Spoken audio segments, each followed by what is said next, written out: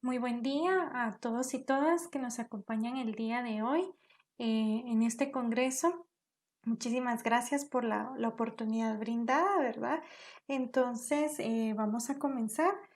Voy a exponer un poquito sobre mi tema de investigación, el cual es impacto emocional en víctimas de violencia en la dilación de los procesos judiciales, ¿verdad? Eh, pues mi investigación tiene como objetivo dar a conocer las alteraciones y cambios a nivel conductual y cognitivo que una víctima de violencia en sus diferentes manifestaciones presenta al someterse a un proceso judicial y cómo la acción tardía en la aplicación de la ley puede llegar a interrumpir o alterar el ciclo vital de una persona. Abarca las emociones que generan la dilatación o dilación de este proceso judicial y los impedimentos para lograr una estabilidad emocional adecuada al percibir un cierre inconcluso y sin dirección a nivel emocional. Esto imposibilita una estabilidad adecuada. La investigación realizada fue de tipo descriptiva explicativa, donde se observó que las víctimas presentan diferentes alteraciones conforme el tiempo transcurre, sin respuesta positiva o avance en su proceso legal. Crear una conciencia de justicia incluye la responsabilidad de contar con profesionales que brinden la atención integral a la víctima, con altos valores, ética y moral, para el cumplimiento eficiente dentro del proceso. Las emociones que se derivan de un hecho violento posicionan a la víctima en un estado de alteración y confusión que conduce a acciones indebidas y posterior repercusiones cuando se es parte de un proceso judicial. Los procesos judiciales que se realizan en Guatemala pueden dar inicio de tres formas diferentes y las diligencias posteriores se vuelven extensas y con muchas dificultades durante su transcurso, por lo que una persona que ya presenta una alteración emocional por los hechos de violencia ocurridos tienden a intensificarse y ya no ser solamente un problema intrapersonal, sino también interpersonal. Como parte de la metodología de la investigación, se tomó como sujetos y muestra a niños, adolescentes y mujeres víctimas de violencia que acuden a un centro de atención integral, del cual pues yo soy parte de Fundación Sobrevivientes. Aquí pues atendemos a toda población, todo tipo de violencia y pues fue de ahí donde se me dio la oportunidad para poder tener la muestra de esta investigación a los sujetos a los cuales pues yo iba a tener el acercamiento, iba a poder utilizar todas las herramientas, todas las técnicas e instrumentos, que en este caso fue la entrevista clínica, la observación y obviamente cuestionarios de preguntas estructuradas que me brindan la información adecuada para yo posterior a ello poder reconstruir y poder brindar las hipótesis que fortalezcan o que también me brinden mayor información sobre si es posible o no que exista impacto emocional en víctimas de violencia en la dilación de procesos judiciales. Es por ello que esta investigación se vuelve de cierta forma cualitativa y no cuantitativa porque no se brindan datos numéricos, sino que al contrario es flexible y se brindan descripciones acerca de la problemática observada.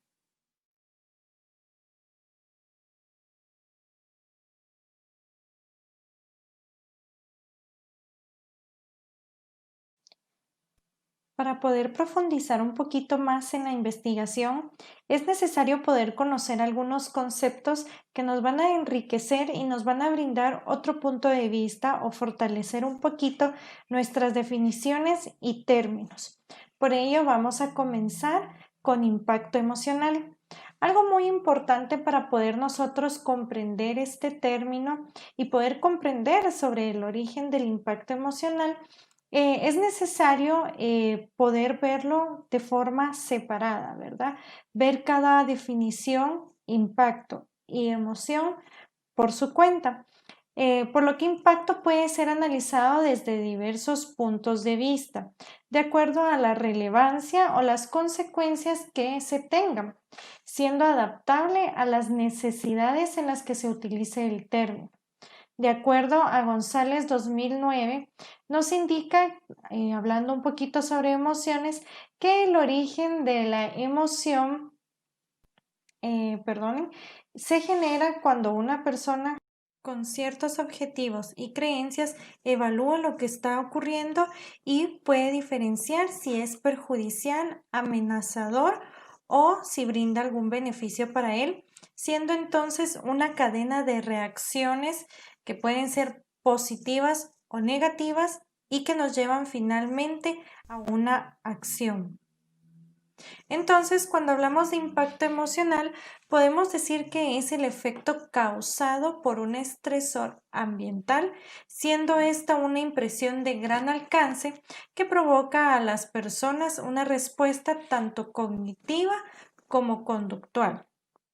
Cuando una persona, sin importar si es niño, adolescente o adulto, sufre algún tipo de violencia, esto genera una alteración y un impacto emocional que genera reacciones cognitivas o conductuales, ¿verdad?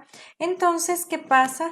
Primero vienen muchos cuestionamientos, muchas dudas, muchos por qué, sobre todo, por qué fue que les sucedió la agresión, no logran entender muchas veces qué han hecho de malo o cuál ha sido el motivo por el cual ha llevado esta agresión o por qué el agresor las ha violentado.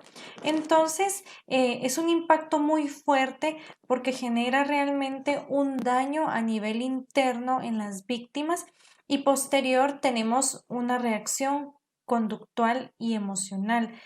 Cuando nuestras víctimas son vulneradas y son agredidas, posterior a ello pasan por muchos cambios, como bien ya decimos, a nivel cognitivo con cuestionamientos acerca de por qué fue que sucedió y también las llevan a tener un daño a nivel propio, a nivel de autoestima, donde empiezan a verse de forma desvalorizada, donde ellas empiezan a percibir como personas que no merecen un trato digno, como personas que únicamente cometen errores y que por lo tanto merecen ser agredidas como castigo a ese mal comportamiento. También llegan a tener cambios entonces en su conducta, se vuelven más retraídas, lo que anteriormente les causaba placer y alegría, pues esas actividades ahora ya no las realizan con tanta frecuencia. Hay un poquito de aislamiento social, se apartan de sus familiares. Es todo lo que es parte de un ciclo de violencia, parte de esas respuestas que tiene una víctima ante un hecho violento. Pero ¿qué ocurre en muchas ocasiones también? Es de que las personas no se identifican o no reconocen, mejor dicho, de que han sido víctimas o que son víctimas de algún tipo de violencia. Es por ello que primero necesitamos tener una definición y tener claro qué significa víctima. De acuerdo al decreto 22/2008 de la República de Guatemala, en la creación de la ley del femicidio y contra el femicidio y otras formas de violencia contra la mujer, podemos encontrar la definición de víctima. Y nos dice que una víctima es la mujer de cualquier edad a quien se le inflige cualquier tipo de violencia. Pero no únicamente tenemos que enfocarnos en la mujer. También podemos tener una amplia definición brindada por Acevedo en 2006, en la cual nos dice y nos indica en su investigación que una víctima es toda persona que haya sufrido daños individual o colectivos, incluidas lesiones físicas, mentales, sufrimiento emocional, pérdidas económicas o menoscabamiento a sus derechos y a su autoestima, ¿verdad? El menoscabo a ellos. Acevedo también menciona que esta definición abarca a los familiares de las víctimas, volviéndose entonces ya víctimas colaterales o secundarias. Entonces, teniendo claro ya pues qué es víctima, ahora muy de la mano va el concepto de violencia. ¿Qué es violencia? Y la Organización Mundial para la Salud en el año 2003 nos da una definición que violencia es el uso intencional de la fuerza o el poder físico de hecho o como amenaza contra uno mismo, otra persona o un grupo o comunidad que cause o tenga muchas probabilidades de causar lesiones, muerte, daños psicológicos y trastornos del desarrollo o privaciones. Posterior a que ya haya ocurrido el ingreso de la denuncia por alguna de estas tres formas, o mejor dicho, que el proceso judicial haya empezado por alguna de estas tres vías, colocando denuncia ante PNC, Ministerio Público o juzgados. Segundo, como querellante adhesivo. Y tercero, como prevención policíaca, ¿verdad? Entonces ya podemos empezar con el proceso de investigación del Ministerio Público y aquí en este proceso es donde se realizan los peritajes y también se realizan la toma de primera declaración. ¿Qué pasa? Que posterior a ello ya tenemos un control jurisdiccional. Entonces, ¿qué nos dice esto? De que ya hay un juez asignado quien va a ser el encargado de continuar con las siguientes fases del proceso judicial. Y es aquí donde muchas veces en este proceso, tanto de investigación y ya entrar a las fases después de un control jurisdiccional, donde vemos que se da la dilación de los procesos y es aquí donde nuestras víctimas sufren más ese impacto emocional y es aquí donde se ven más expuestas, más vulnerables y sobre todo se da un fenómeno que se conoce como revictimización. ¿Por qué? Porque desde el momento que colocan su denuncia, tienen que referir los hechos, tienen que contar todo lo sucedido. ¿Y qué pasa posterior a ello? Pasamos con otra persona que también nuevamente vuelve a preguntar sobre los hechos, qué está sucediendo.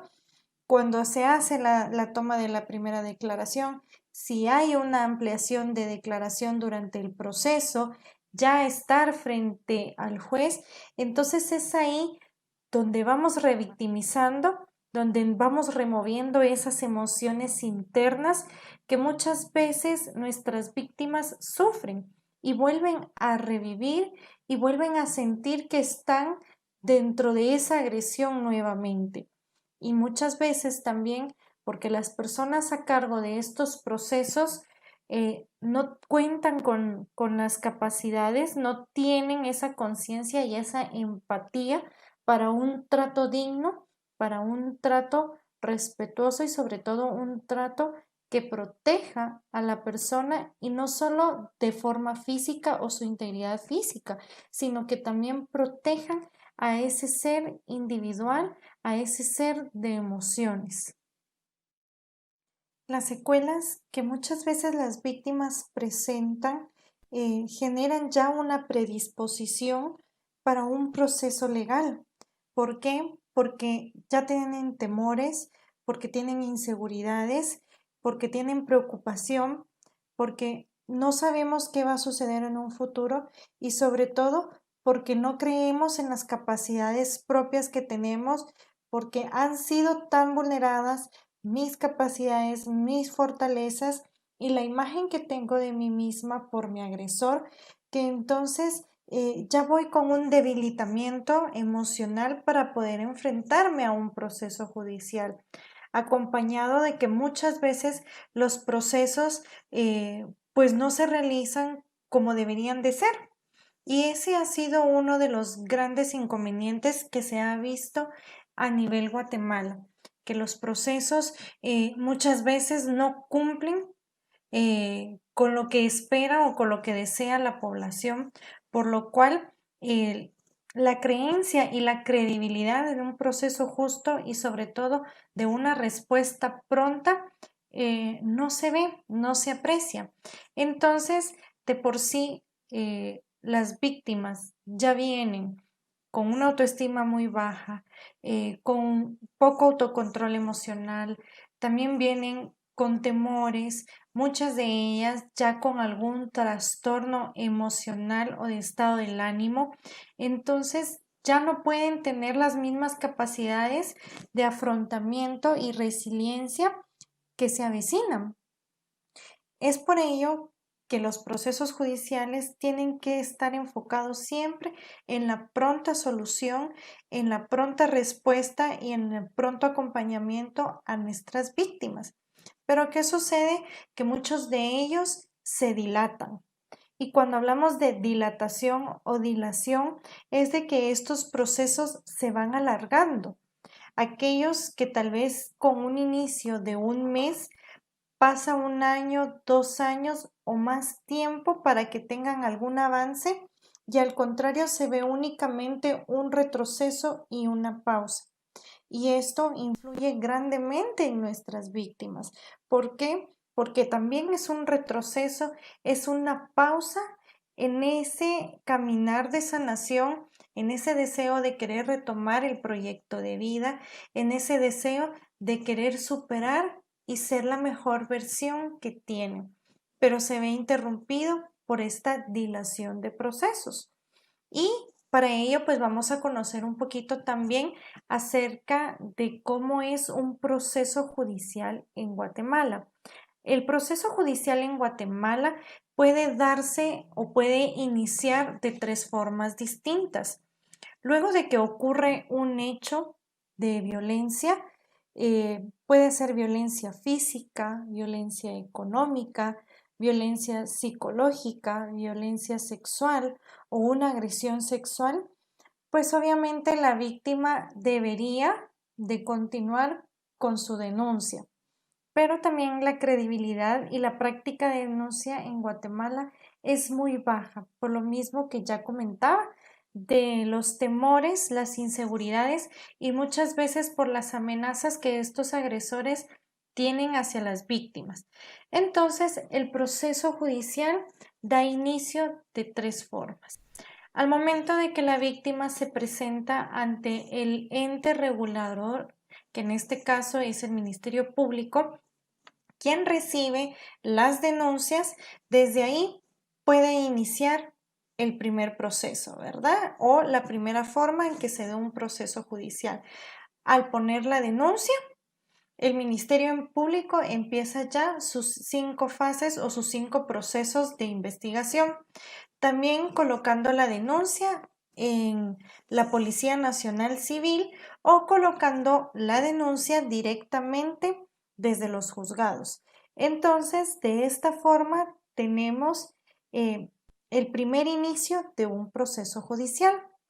Luego también puede darse inicio de otra manera, como querellante adhesivo. ¿Y qué significa esto? Que al momento que yo voy a entrar a ser parte de la investigación o recurren a mí para que yo apoye a nivel legal dentro del proceso, desde ahí también inicia otra forma de proceso judicial. Yo como creyente de forma escrita me incluyo dentro de este proceso ante un juez competente quien nos dice si es posible o no que pueda ser involucrado. Entonces ahí ya tendríamos nuestra segunda forma de inicio de proceso judicial, ¿verdad? Eh, Estos procesos pueden ser obviamente de conocimiento o hecho. Cuando hablamos de conocimiento o hecho, el conocimiento puede ser a través de la denuncia o la querella y de hecho es cuando la policía encuentra al agresor en infragante, ¿verdad? Cuando se está perpetrando el hecho. Y eso pues es parte también de una prevención y ahí entra a través de un acta. Esta acta, como puede ser iniciada por la policía y luego también un acta iniciada por un juez. Entonces, de esta forma tenemos los tres métodos que aquí en Guatemala se puede decir que da inicio realmente un proceso judicial. Y este proceso, ¿cuál sería el siguiente paso a seguir? Pues bueno, toca la parte de investigación para que se proceda acciones rápidas a investigar, a tomar declaraciones, testigos y que se involucren y que se vaya creando y fortaleciendo todo este proceso. Y es aquí donde ya entra directamente Ministerio Público. Ministerio Público, como bien ya les comenté, es el ente encargado de poder regular y que se cumplan las leyes y que se realice un proceso igualitario, un proceso realmente de justicia para ambas partes, tanto como la víctima, ¿verdad? Y el sindicado. Para lograr tener una mayor comprensión acerca de la investigación y sobre todo de los resultados obtenidos de la misma, vamos a exponer un caso que fue parte de esta investigación, un caso clínico relevante del cual yo pude observar y sobre todo que nos explica a mayor profundidad sobre ese impacto emocional que he venido hablando con ustedes y cómo esto puede afectar desde un inicio temprano la visión, la perspectiva y sobre todo un plan a futuro de una persona. Por ello vamos a hablar del caso de dos hermanas menores de edad, enfocándonos en la menor de ellas. Se recibe a paciente MAS de 12 años de edad, nacida en la ciudad de Guatemala el 14 de septiembre. Actualmente se encuentra cursando primero básico y reside en el municipio de Misco, Guatemala. El caso fue referido por el ente Ministerio Público de Guatemala, quien ya sabemos es el encargado de las leyes del país para apoyo al ser víctima de violencia sexual. Dentro del motivo de consulta, la madre refiere que necesita apoyo para poder superar lo que le sucedió a sus hijas y muy importante que ellas puedan superar y puedan salir adelante sin que les deje mayor daño por el hecho ocurrido. Dentro de los hechos referidos por la madre de la menor está que ella se enteró un día estando en casa por la tarde, ya que otra de las hijas que también fue violentada, pero que no expondremos el caso ahora, se acercó a ella para comentarle la situación que estaba ocurriendo con un primo del padre. Pues obviamente la madre refiere gran asombro, temor y sobre todo incertidumbre porque no sabe qué es lo que está ocurriendo y no sabe realmente qué es lo que ha sucedido. Indica la madre también en la entrevista realizada con ella de que al momento de abordar a la menor de edad de quien estamos hablando, ella únicamente asintió diciendo sí con la cabeza de que había ocurrido los tocamientos que la otra hermana, también violentada por la misma persona, había referido. Y sobre todo, pues también comenta la madre que estas acciones, estas agresiones han ocurrido de forma repetida con una duración aproximadamente de 2 años, que fue lo que refirió la madre. Únicamente este fue el indicio que ella nos dio, ¿verdad? Sobre todo un impacto, como ya sabemos, es ese choque emocional, es esa emoción derivada ante estresores ambientales y por lo cual se procede a colocar la denuncia. También ya conocemos que las 3 formas de iniciar un proceso judicial se dan desde el momento en que la menor, o en este caso, mejor la madre, coloca la denuncia por el hecho ocurrido a la menor. Posterior a ello, Ministerio Público, que es el ente investigador, ya procede a realizar sus fases de investigación, iniciando por los exámenes médicos forenses, en el cual el resultado dice que la niña tiene una desfloración antigua. ¿Y esto qué nos quiere decir? Pues de que la menor sufrió penetración en algún momento de estas agresiones en el transcurso de estos 2 años que las menores indican que han sido violentadas por este pariente paterno, ¿verdad? Posterior a recibir pues este dictamen médico, se procede también a tener ya la entrevista con la menor de edad como procede. Durante los acercamientos y durante la intervención psicoterapéutica se pudo apreciar a la usuaria, a la niña, en muchas ocasiones retraída, poco verbal, únicamente dando respuestas sí, no, bien, con frases muy cortas. No había poco contacto visual con la menor. Sí realizaba las actividades que se le solicitaban, pero de una forma silenciosa y poca comunicativa. Siempre se apreciaba una actitud, una postura, perdón, encorvada, como queriendo protegerse y retraída, ¿verdad? Con mucha timidez y, como bien decía, con respuestas y frases cortas. Su tono de voz también fue muy débil y se pudo apreciar un estado de ánimo inadecuado o decaído. ¿Por qué este caso lo incluimos como un caso relevante y que sobre todo pues nos cumple con el objetivo de que hay impacto emocional? Es porque durante este proceso judicial se llevó una dilación. ¿Y qué fue lo que sucedió en este proceso? Que ni siquiera se pudo llegar a tomar la primera declaración de la niña. Entonces, al no tener la declaración de la niña, no se puede completar parte de la denuncia, que es de donde inicia un proceso judicial. Por lo tanto, todavía no tiene ni siquiera control jurisdiccional. Entonces, el agresor no está detenido todavía. Él continúa con una vida normal.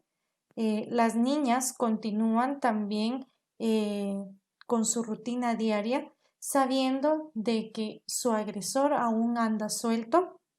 Entonces, este impacto y esta impresión para ellas es muy fuerte. ¿Por qué? Porque ellas ya completaron un proceso psicoterapéutico y al finalizar este proceso se pudo ver una mejoría en nuestra menor de 12 años, volviéndose más comunicativa, mejorando su autoestima, viéndose con un estado de ánimo apropiado y adecuado a su edad. Pero recientemente, por esta misma dilación del proceso y por querer iniciar y tener ya ese control de un juez, la niña ha tenido una recaída.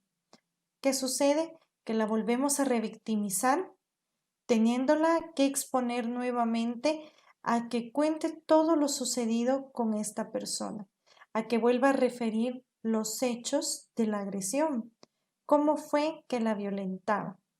Y esto no solo ha repercutido en ella, como bien decía, no solo afecta a nivel intrapersonal, sino que también ha afectado a nivel interpersonal, volviéndose su familia también víctimas secundarias y colaterales en este proceso, lo que ha creado que exista poca credibilidad en el proceso, lo que ha provocado que no se tenga realmente un sentimiento de justicia, por lo que entonces podemos concluir que la dilación en los procesos judiciales sí crea un impacto emocional en las víctimas de violencia, el cual puede ser un daño de forma permanente, ya que se ven inmersas por un espacio de tiempo tan grande y a constantes cambios, como lo vimos en nuestro caso, de que pasó aproximadamente 9 meses entre el tiempo en que se quiso colocar la denuncia, pero no se tomó la declaración de la menor, a este momento en el cual se quiere retomar la declaración.